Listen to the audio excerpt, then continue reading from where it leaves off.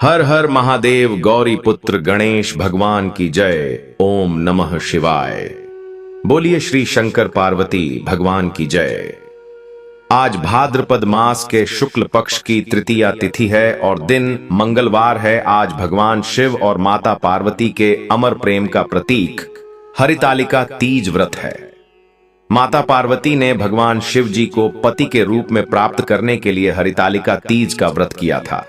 यह व्रत अखंड सौभाग्य को देने वाला माना गया है। महिलाएं आज के दिन अपने पति की लंबी आयु के लिए निर्जला व्रत रखती हैं और कुंवारी कन्याएं भी मनपसंद वर की प्राप्ति के लिए यह व्रत रखती हैं। तो आज मैं आपको सुना रहा हूं हरितालिका तीज व्रत की बड़ी ही दुर्लभ कथा। इस कथा को पूरा सुनने से हमारी समस्त मनोकामनाएं पूर्ण हो जाती हैं। तो आप लोग बड़ी ही श्रद्धा और प्रोसंरचित मन से इस कथा को पूरा अवश्य सुनिएगा। और हां भक्तों, इस कथा को बीच में अधूरी नहीं छोड़ी जाती हैं, इसीलिए इस कथा को पूरा अवश्य सुने। कथा शुरू करने से पहले कमेंट बॉक्स में जय मां पार्वती अवश्य लिखें। सूत जी ने कहा, मदार के फूलों से सजे हुए केस वाली देव वस्त्रों से विभूषित पार्वती जी को तथा मूड माला में सुशोभित शिव जी को, जो दिगंबर कहते हैं, ऐसे शिव जी को मैं बार बार प्रणाम करता हूं। कैलाश पर्वत के शिखर पर विराजमान शिव जी से पार्वती जी ने पूछा, हे महेश्वर, आप आज मुझे कोई गुप्त से गुप्त रहस्य की बात बताने की कृपा करें। वह ऐसी बात हो जो सभी धर्मों का सार, अल्प परिश्रम से ही करने योग्य तथा अत्यंत फलदायिनी कथा का जिसमें समावेश हो। यदि आप मुझ पर प्रसन्न हैं तो उसे बताने की कृपा करें। हे प्रभु, मैंने पूर्व जन्म में ऐसा कौन सा तप, दान या व्रत किया था जिसके फलस्वरूप आप जैसे त्रिलोक के अधीश्वर, अनादि और अनंत रूप वाले पति मुझे प्राप्त हुए। तब शिव जी ने कहा, हे देवी, अब मैं तुमसे सर्वोत्तम व्रत का कथन करता हूं, क्योंकि तुम मेरी प्रियसी हो। मैं तुमसे इस गुप्त व्रत को बतलाता हूं, जिस प्रकार तारों में चंद्र की, ग्रहों में सूर्य, चारों वर्णों में ब्राह्मण, क्षत्रिय, वैश्य और शूद्र में ब्राह्मण, देवों में विष्णु, नदियों में गंगा, पुराणों में महाभारत, वेदों में सामवेद और इंद्रियों में मन श्रेष्ठ है, उसी प्रकार पुराणों एवं वेदों का सर्वर से उसी प्राचीन व्रत का मैं तुमसे कथन करता हूं। तुम उसे स्थिर चित्त से सुनो। पूर्व काल में जिस व्रत को तुमने किया था, उसी के प्रभाव से तुमने मेरी पत्नी का स्थान प्राप्त किया है। प्रिय, ऐसा होने के कारण ही मैं तुमसे इस व्रत को प्रकट करता हूं।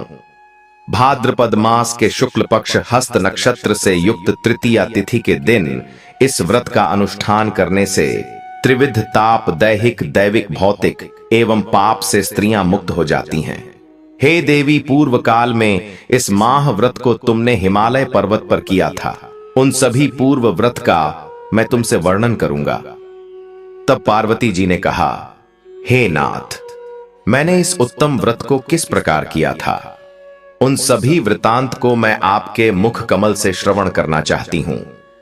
तब शिवजी बोले, पर्वतों में श्रेष्ठ हिमालय नामक एक पर्वत है, जो अनेक प्रकार की भूमि तथा विविध वृक्षों से परिव्याप्त है। उस पर्वत पर अनेक प्रकार के पक्षी, मैघ देवगण, गंधर्व सिद्ध चारण और गुहा प्रमुदित मन से विचरण करते हैं एवं गंधर्वगढ़ निरंतर गान किया करते हैं। उस पर्वत की चोटी स्फटिक बिल्लौर नामक एक विशेष प्रकार की मणि है, स्वर्ण मणि, और मांगों से सुशोभित है।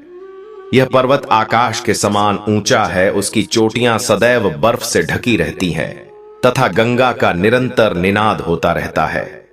हे पार्वती, तुमने अपनी बाल्यावस्था में जिस प्रकार की कठोर तपस्या की थी, मैं उसका वर्णन करता हूं। वे भी तुमने 12 वर्षों तक नीचे को मुख और ऊपर को पैर करके तपस्या की थी। तुमने माघ के महीने में कंठ तक जल में निवास कर, वैशाख मास के प्रखर घाम में पंचाग्नि सेवन कर, श्रावण मास में घर से बाहर वर्षा में भी मेरी तपस्या की थी। तुम्हारे इस उग्र तप को देखकर तुम्हारे पिता हिमवान बहुत ही दुखित एवं चिंतित हुए। वे तुम्हारे विवाह के विषय में चिंतातुर हो गए कि ऐसी तपस्विनी कन्या के लिए वर कहां से उपलब्ध हो सकेगा। ऐसे ही समय में ब्रह्मपुत्र नारद जी आकाश मार्ग से तुम्हारे पिता के पास आए तुम्हारे पिता ने उन मुनिश्रेष्ठ को आसन आदि देकर पूजा की और कहा, हे मुनिवर, आप अपने आने का कारण बताइए, क्योंकि परम सौभाग्य से ही आप जैसे महानुभावों का आगमन होता है। उत्तर में नारद मुनि ने कहा, हे पर्वतराज, आप मेरे आने का कारण जानना चाहते हैं तो सुनिए। मुझे भगवान विष्णु ने आपके पास संदेश वाहक के रूप में भेजा है और कहा है कि अपनी इस कन्या रत्न को किसी योग्य पुरुष के ही हाथ में अर्पित करें। संपूर्ण देवों में वासुदेव से बढ़कर अन्य कोई देव नहीं है, इसलिए मेरी भी यही राय है कि आप अपनी कन्या भगवान विष्णु को सौंपकर जगत में यशस्वी बने। नारद जी की बात सुनकर हिमालय ने कहा, यदि भगवान विष्णु ने इस कन्या को ग्रहण करने की स्वयं इच्छा की है तो मुझे कोई आपत्ति नहीं है, क्योंकि आपकी सम्मति है, इसलिए अब आज से इस संबंध को निश्चित ही समझ गए। हिमवान द्वारा इस प्रकार का निश्चयात्मक उत्तर पाकर नारद जी उस स्थान से अंतर्ध्यान होकर शंख चक्र गदा एवं धारी विष्णु जी के पास उपस्थित हुए। उन्होंने हाथ जोड़कर प्रणाम करते हुए विष्णु भगवान से कहा, हे देव, मैंने आपका विवाह संबंध पर्वतराज हिमवान की पुत्री से निश्चित कर दिया है। उधर हिमवान ने प्रसन्न होकर अपनी पुत्री कहा कि है पुत्री, मैंने तुम्हारा विवाह भगवान विष्णु के साथ पक्का कर दिया है। पिता द्वारा वे प्रिय पाठक वाक्य सुनकर वह अपनी सखी के घर चली गई और वहीं भूमि पर लेटकर अत्यंत विलाप करने लगी। तुम्हें रुदन करता हुआ देखकर तुम्हारी सहेलियों ने तुमसे पूछा कि हे देवी, तुम अपने दुख का कारण मुझे बताओ, हम सभी सखा आपका कार्य पूरा करेंगी। सखियों द्वारा आश्वासन पाकर तुमने उत्तर दिया कि हे सखी, आप सभी सुनिए, मेरी इच्छा महादेव जी के साथ विवाह करने की है, परंतु मेरे पिता ने मेरी इच्छा के विरुद्ध कार्य किया है, अर्थात उन्होंने विष्णु भगवान जी के साथ मेरा विवाह करने का नारद जी को वचन दे दिया है। इसलिए सखियों, अब मैं अपने शरीर का निश्चित रूप से परित्याग करूंगी। तब तुम्हारी बात सुनकर तुम्हारी सखियों ने कहा, तुम घबराओ नहीं, हम और तुम दोनों ही किसी ऐसे घनघोर वन में निकल चलें जहां पर तुम्हारे पिता न पहुंच सकें। इस प्रकार की गुप्त मंत्रणा करके तुम अपनी सखियों के साथ निर्जन वन में पलायन कर गई। तदनंतर तुम्हारे पिता हिमवान ने पास पड़ोस के प्रत्येक घरों में तुम्हारी खोज की, किंतु तुम्हारा कहीं भी पता न लगा। तुम्हारे पिता ने तुम्हें न पाकर मन में संदेह किया कि कहीं किसी देव दानव किन्नर आदि ने मेरी पुत्री का अपहरण तो नहीं कर लिया है। वे इस सोच में भी पड़ गए कि अब मैं नारद जी को क्या जवाब दूंगा, क्योंकि मैंने उनसे विष्णु जी के लिए पुत्री के विवाह का वचन दिया था। अब मैं उपहास का पात्र बनूंगा। ऐसे सोचते सोचते वे घबराकर मूर्छित हो गए। सभी लोग उनके समीप एकत्रित होकर उनसे पूछने लगे कि हे पर्वतराज, आप अपनी मूर्छित अवस्था का कारण मुझे बताइए। कुछ स्वस्थ होने के बाद हिमालय ने उन लोगों से कहा कि मेरी कन्या का किसी ने अपहरण कर लिया है, अथवा हो सकता है किसी विषधर सर्प ने डस लिया हो, अथवा सिंह व्याघ्र आदि किसी हिंसक पशुओं ने भक्षण कर लिया हो। यही मेरे दुख का कारण है। ना जाने मेरी पुत्री कहां चली गई, अब मैं क्या करूं। ऐसा कहते हुए हिमालय इस प्रकार कांपने लगे जैसे किसी प्रचंड आंधी में वृक्ष हिलने लगते हैं। तत्पश्चात तुम्हारे पिता तुम्हारी खोज में भयानक जंगल के भीतर अग्रसर हुए। इधर तुम तो पहले से ही अपनी सखियों के साथ उस भीषण वन में जा चुकी थी। उसी स्थान पर एक नदी प्रवाहित हो रही थी, वहां एक गुफा भी थी। तुमने उसी गुफा में जाकर निर्जला और निराहार रहकर मेरी बालू की मूर्ति बनाई, जो शिव पार्वती सहित थी। इस मूर्ति की तुमने स्थापना की जब भाद्रपद मास के शुक्ल पक्ष की तृतीया को हस्त नक्षत्र से युक्त आई। तब तुमने उस दिन रात्रि में जागरण कर गीत भोग आदि के साथ मेरा भक्ति पूर्वक पूजन किया। हे प्रिय, तुम्हारे द्वारा की गई उस कठिन तपस्या एवं व्रत के प्रभाव से मेरा सिंहासन चलायमान हो उठा, और जहां तुम सखियों के साथ ही उस स्थान पर मैं जा पहुंचा, मैंने तुमसे कहा कि है मैं तुमसे अत्यंत प्रसन्न हूं, तुम मुझसे अपना इच्छित वर प्राप्त करे। तब उत्तर में तुमने कहा कि हे देव, यदि आप मुझ पर प्रसन्न हैं तो आप मुझे पति रूप में प्राप्त हो। मैं तथास्तु ऐसा कहकर पुनः अपने कैलाश पर्वत पर आ गया। मेरे चले जाने के बाद तुमने प्रातः काल नदी में स्नान कर मेरी स्थापित मूर्ति का विसर्जन किया। इतना करने के बाद तुमने अपनी सखियों के साथ व्रत का पारण किया। उसी समय तुम्हारे पिता हिमालय भी तुम्हें खोजते हुए उसी जंगल में आ पहुंचे, किंतु वन की गहनता के कारण चारों ओर ढूंढने पर भी तुम्हारा कुछ भी अता पता न लगा। अब तो वे निराश होकर भूमि पर गिर पड़े। पुनः उठने के बाद हिमालय ने 2 कन्याओं को सुप्त अवस्था में देखा।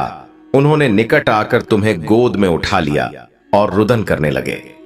रोते रोते ही उन्होंने तुमसे पूछा कि तुम इस घनघोर जंगल में किस प्रकार आ पहुंची। पिता की बात सुनकर तुमने उनसे कहा कि मैं अपना विवाह शिव जी के साथ करना चाहती थी, परंतु मेरी इच्छा के प्रतिकूल आपने विष्णु भगवान से मेरा वैवाहिक संबंध स्थिर कर लिया। इसी कारण रुष्ट होकर मैं अपनी सखियों के साथ गृह का परित्याग कर इस भीषण वन में चली आई। हे तात, यदि आप मुझे घर ले जाना चाहते हैं तो मुझे महादेव जी से विवाह करने की आज्ञा दीजिए। मेरा ऐसा ही दृढ़ निश्चय है। तुम्हारे इस दृढ़ संकल्प को जानकर तुम्हारे पिता ने ठीक है कहा और वे तुम्हें अपने साथ घर वापस ले गए। घर पहुंचने पर मेरे साथ तुम्हारा पाणी ग्रहण हुआ। उसी व्रत के प्रभाव से तुमने अचल सौभाग्य प्राप्त कर लिया। मैंने आज तक इस व्रत का कथन किसी से नहीं किया है। हे देवी, तुम अपनी सखियों के द्वारा अपना हरण की गई, इसी से इस व्रत का नाम हरितालिका पड़ा। इसके बाद पार्वती जी ने कहा, हे प्रभु, आपने इस व्रत के नाम का निरूपण तो कर दिया, अब इसके विधान तथा महात्म्य का वर्णन भी कीजिए। इस व्रत को करने से क्या फल होता है तथा इस व्रत को पहले किसने किया था, यह भी बतलाने की कृपा करें। तब भोलेनाथ ने कहा, हे देवी, अब मैं तुमसे इस व्रत का विधान बताता हूं। सौभाग्य की कामना करने वाली सभी नारियों के लिए यह व्रत करने योग्य है, क्योंकि यह व्रत स्त्रियों का सौभाग्यदायक है। सर्वप्रथम केले के खंभों से एक मंडप का निर्माण करें। तदनंतर उस मंडप को विविध वनों के वस्त्रों से आच्छादित कर उसमें सुगंधित चंदन का लेप करें। फिर पार्वती सहित मेरी बालू की मूर्ति बनाकर स्थापित करें और संघ, भेरी, मृदंग आदि बाजू को बजाकर विविध प्रकार के सुगंधित पुष्पों एवं नैवेद्य आदि चढ़ाकर मेरी पूजा करें। पूजन के बाद उस दिन रात्रि में जागरण करें। सुपारी, जामुन, मौसंबी, नारंगी आदि का भोग अर्पित करें। नारियल के जल से अभिषेक करें।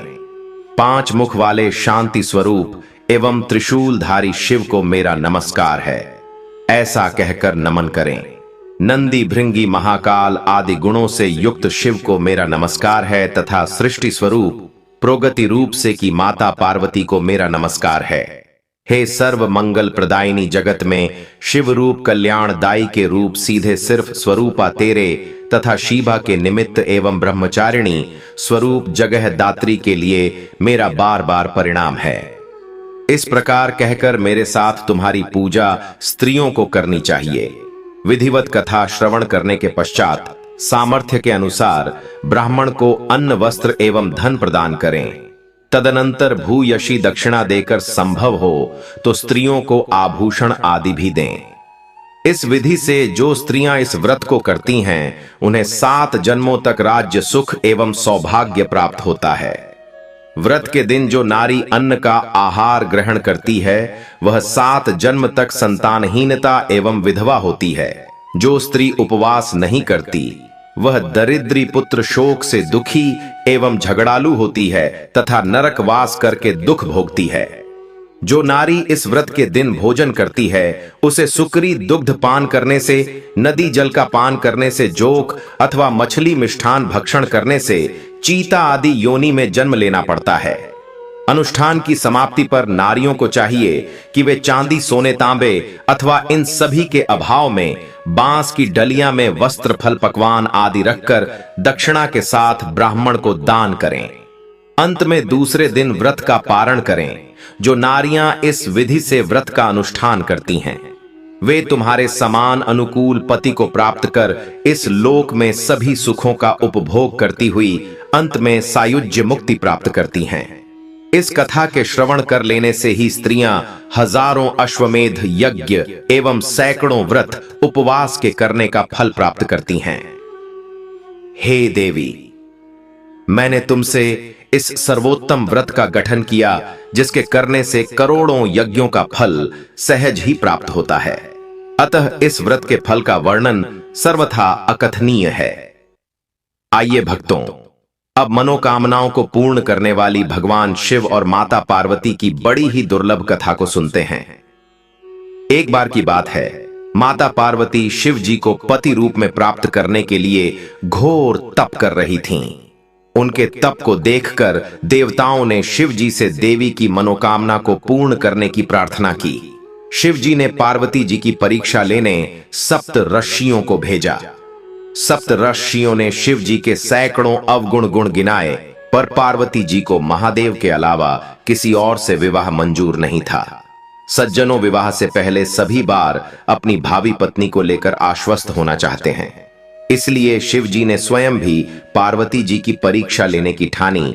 भगवान शंकर प्रकट हुए और पार्वती जी को वरदान देकर अधीनता ध्यान हुए। इतने में पार्वती माता जहां पर तप कर रही थी, वहीं पास में तालाब में मगर ने एक लड़के को पकड़ लिया। लड़का जान बचाने के लिए चिल्लाने लगा। पार्वती जी से उस बच्चे की चीख सुनी नहीं गई। द्रवित हृदय होकर पार्वती तालाब के पास पहुंची, पर मगरमच्छ लड़के को तालाब के अंदर खींच कर ले जा रहा है। लड़के ने देवी को देखकर कहा, मेरी न तो मां है, न बाप, न कोई मित्र। माता, आप मेरी रक्षा करें। पार्वती जी ने कहा, हे मगरमच्छ, इस लड़के को छोड़ दो। मगरमच्छ बोला, दिन के छठे पहर में जो मुझे मिलता है उसे अपना आहार समझकर स्वीकार करना मेरा नियम है। ब्रह्मदेव ने दिन के छठे पहर इस लड़के को भेजा है, मैं इसे क्यों छोड़ूं? पार्वती जी ने विनती की, तुम इसे छोड़ दो, बदले में तुम्हें जो चाहिए वह मुझसे कहो। मगरमच्छ बोला, एक ही शर्त पर मैं इसे छोड़ सकता हूं। आपने तप करके महादेव जी से जो वरदान लिया है, यदि उसका फल मुझे दे दो तो मैं इसे छोड़ दूंगा। पार्वती जी तुरंत तैयार हो गई। उन्होंने कहा, मैं अपने तप का फल तुम्हें देने को तैयार हूं बादशाह, लेकिन तुम इस बालक को छोड़ दो। मगरमच्छ ने समझाया, सोच लो देवी, जोश में आकर संकल्प मत करो। हजारों वर्षों तक जैसा तप किया है वैसा देवताओं के लिए भी संभव नहीं है। उसका सारा फल इस बालक के प्राणों के बदले चला जाएगा। पार्वती जी ने कहा, मेरा निश्चय पक्का है, मैं तुम्हें अपने तप का फल देती हूं, तुम इसको जीवन दे दो। मगरमच्छ ने पार्वती जी से तप दान करने का संकल्प करवाया। तप का दान होते ही मगरमच्छ तेज से चमकने लगा। मगरमच्छ बोला, हे पार्वती, देखो तप के प्रभाव से मैं तेजस्वी बन गया हूं। तुमने जीवन भर की पूंजी एक बच्चे के लिए भेंट कर दी। चाहो तो अपनी भूल सुधारने का एक मौका और दे सकता हूं। पार्वती जी ने कहा कि गतप तो मैं पुनः कर सकती हूं, किंतु यदि तुम इस लड़के को निगल जाते तो इसका जीवन वापस नहीं मिल सकता था। देखते ही देखते वह लड़का अदृश्य हो गया। मगरमच्छ भी लुप्त हो गया। पार्वती जी ने विचार किया, मैंने तप तो दान कर दिया है, अब पुनः तप आरंभ की लूंगी। पार्वती जी ने फिर से तप करने का संकल्प किया। भगवान सदाशिव फिर से प्रकट होकर बोले, पार्वती, भला आप क्यों तप कर रही हो? पार्वती जी ने कहा, प्रभु, मैंने अपने तप का फल दान कर दिया है। आपको पति रूप में पाने के संकल्प के लिए मैं फिर से वैसा ही घोर तप करूंगी, आपको प्रसन्न करूंगी। महादेव जी बोली, मगरमच्छ और लड़के दोनों रूपों में मैं ही था। तुम्हारा चित्त प्राणी मात्र में अपने सुख दुख का अनुभव करता है या नहीं, इसकी परीक्षा लेने को मैंने यह लीला रची थी। अनेक रूपों में दिखने वाला मैं एक ही हूं। मैं अनेक शरीरों में शरीरों से अलग निर्विकार हैं। तुमने अपना तप मुझे ही दिया है, इसलिए अब और तप करने की कोई जरूरत नहीं है। देवी ने महादेव को प्रणाम कर प्रसन्न मन से विदा किया। बोलिए शंकर पार्वती भगवान की जय।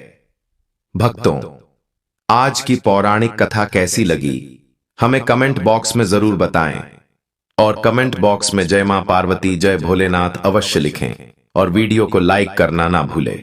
धन्यवाद।